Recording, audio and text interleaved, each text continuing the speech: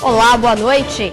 O senador Aécio Neves esteve hoje em Salvador, onde participou de um encontro com empresários e formadores de opinião. O Fala Bahia de hoje também mostra a polêmica decisão do Conselho Acadêmico de Ensino de substituir a prova da primeira fase da UFBA pelo Enem. Veja agora outros destaques do programa de hoje.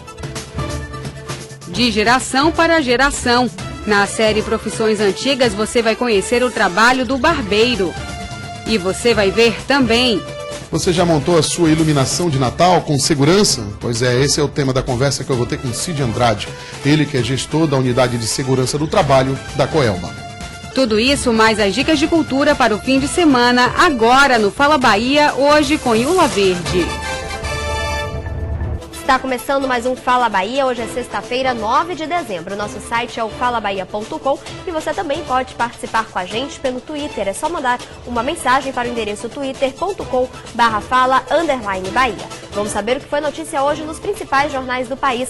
Folha de São Paulo, o governo estuda usar reservas do Banco Central para ajudar exportadores. Estado de Minas, Dilma pede para ministro Pimentel postura de transparência. Correio Brasiliense, tráfico de drogas alimenta violência que tem crescido no Distrito Federal. Diário de Pernambuco, Tiririca comanda sua primeira audiência pública hoje para debater a instalação de circos nas cidades. Estado de São Paulo, principal doadora do ministro Pimentel, tem contrato com prefeitura investigado. E o jornal Correio, que é líder em circulação, vou mostrar aqui, Charlão, traz como manchete de capa hoje, Enem vai valer no vestibular da UFBA. A gente já trouxe aqui como destaque, tem uma reportagem hoje sobre isso, que divide opiniões, inclusive, a partir do próximo ano. Primeira fase será pelo Exame Nacional de Ensino Médio para todos os cursos da Federal. Uma notícia aí que saiu ontem, aí estão os desdobramentos dela. E aqui na coluna do Emerson, que também é diária, no jornal Correio, 50 centavos nas bancas, ele traz aqui algumas notícias, entre elas a visita feita pelo senador Aécio Neves, que a gente também traz como destaque hoje aqui no Fala Bahia. E aqui embaixo o PSC e a Prefeitura, se referindo aí a uma entrevista com o vereador, que já está no nosso site, no falabahia.com, você pode acessar e conferir na íntegra esta entrevista com o vereador Alberto Braga. Esses são alguns dos destaques da coluna de hoje do jornal Correio, na coluna do Emerson, que também é diária. E olha só, como eu falei na abertura do programa e agora aqui na coluna do Emerson, o senador e ex-governador de Minas Gerais, Aécio Neves, esteve hoje aqui em Salvador. Ele participou de um encontro com empresários, formadores de opinião e políticos, como o deputado federal ACM Neto. O encontro foi realizado nesta sexta-feira em um centro de convenções no bairro do Itaigara e contou com as presenças de empresários, formadores de opinião e políticos de oposição, a exemplo dos deputados federais ACM Neto, do DEM, e Antônio Embaçaí, do PSDB, além do ex-ministro Gedel Vieira Lima. Também participaram do almoço parlamentares de partidos como PPS, PR, PRP, PTN, PRB e PSC. A última vez que o senador Aécio Neves esteve em Salvador foi em setembro de 2009 para receber o título de cidadão baiano. Desta vez, fez uma reunião para abordar temas importantes, locais e nacionais. Entre os temas abordados, o senador Aécio Neves ressaltou que depois da criação do Plano Real, a economia poderia ter um crescimento maior. E nós iniciamos aqui, a partir da estabilidade conquistada, o processo de modernização da economia brasileira, as privatizações, também onde enfrentamos a ferocidade dos nossos adversários, veio a modernização da nossa economia, veio o ProEF, que se transformou num instrumento essencial para que o Brasil pudesse ultrapassar ou superar com menos consequências, ou com menores consequências, as crises que depois vieram.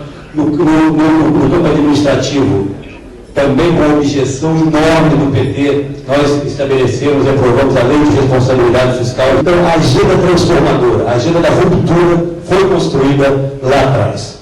De lá para cá veio o governo do presidente Lula, e o Lula teve uma grande virtude. A maior delas foi desconhecer todo o discurso que levou à presidência da República e implementar a política macroeconômica herdada do governo do presidente Fernando Henrique, a bendita herança de metas de inflação, superávit primário, campo flutuante que vigora até hoje. E teve também virtude de atenção aos programas de transferência de renda, aos programas sociais. Ainda nesta sexta-feira, o senador Aécio Neves participou de inaugurações no município de Dias d'Ávila. E a gente volta a falar agora sobre a mudança no vestibular da Universidade Federal da Bahia. A decisão do Conselho Acadêmico de Ensino de substituir a prova da primeira fase da UFBA pelo Enem causou polêmica. No processo seletivo, no segundo semestre do ano que vem, a nota do Exame Nacional do Ensino Médio já valerá pela primeira fase do vestibular da UFBA para o ingresso de novos alunos em 2013. O pró-reitor de graduação da Universidade Federal, Ricardo Miranda, falou sobre o assunto. Todas as 8.000 vagas utilizarão o Enem. Para os cursos que não são os bacharelados, para os cursos de progressão linear, como nós chamamos, o aluno continuará fazendo 2 fases. Na primeira fase, em vez da universidade oferecer uma prova específica, nós utilizaremos a nota que ele já obteve no Enem. Lembrando que a nota do Enem começou a ser usada em 2010 para a seleção em cursos de menor duração da universidade. Mas a notícia dividiu a opinião dos alunos. Eu prefiro o Enem à prova da UFBA, porque eu acho a prova da UFBA, o estilo de marcação muito complicado e é muito mais fácil você fazer a prova do Enem, que ela tem um nível inferior. O problema é a concorrência. A prova do Enem é uma prova muito longa e muito cansativa, diferente da UFBA, que é uma prova que exige mais habilidade do aluno do que a do Enem. A do Enem você vai um pouco mais pela sorte, e na UFBA não, você vai mais pelo conhecimento. O Centro de Diabetes e Endocrinologia da Bahia encontrou uma maneira divertida para tratar crianças com diabetes. Através de jogos educativos, elas aprendem a controlar a alimentação e, consequentemente, a quantidade de açúcar no sangue. A sala é uma brinquedoteca e faz parte do CEDEBA, Centro de Diabetes e Endocrinologia da Bahia. Aqui chegam a ser atendidas 300 crianças por ano. Todas já tiveram diagnóstico de diabetes confirmado. Elas têm um acompanhamento médico, aprendem a conviver com a doença e a se tratar. Eles são o que os médicos chamam de insulinodependentes, como explica este garoto que é acompanhado no CEDEBA. A gente injeta a insulina nas partes onde tem o músculo para a insulina circular pelo sangue, porque ele não produz mais insulina no pâncreas. O diabetes tipo 1 normalmente surge de forma muito rápida. Muitas vezes a criança começa a perder peso de uma forma rápida e a mãe começa a desconfiar. Ou então ela começa, por exemplo, a criança não urinava mais na cama, ela volta a urinar. Ela começa a fazer xixi toda hora. Então ela leva ao médico, a pediatra, faz uma glicemia e começa a perceber que existe um aumento dessa glicemia. E normalmente essas glicemias são glicemias altas. Às vezes é necessário até um internamento por conta dessa glicemia muito alta. É necessário que ele tenha uma alimentação correta, equilibrada, onde a gente tem uma distribuição da quantidade de carboidrato durante o dia para controlar a insulina que ele utiliza e com a alimentação que ele ingere e também fazer atividade física. A mudança na alimentação foi o que mais incomodou Clara. Ela tem 5 anos e faz tratamento do diabetes há 3 anos. Eu não posso comer bolo, nem pirulito, nem nada. No CEDEBA, as crianças aprendem a controlar o açúcar no sangue brincando. 2 jogos criados por nutricionistas e pela coordenação de educação do CEDEBA ajudam as crianças a contar os carboidratos para controlar a alimentação. A ideia deu super certo e até foi aprovada pela Sociedade Brasileira de Diabetes. Que eu aprendo mais a contar os carboidratos, é bom e eu cuido da minha saúde brincando. E por falar em criança, o dono da casa onde fica a fossa, onde o menino de 2 anos caiu e morreu em Barreiras, foi indiciado por homicídio culposo, quando não há intenção de matar.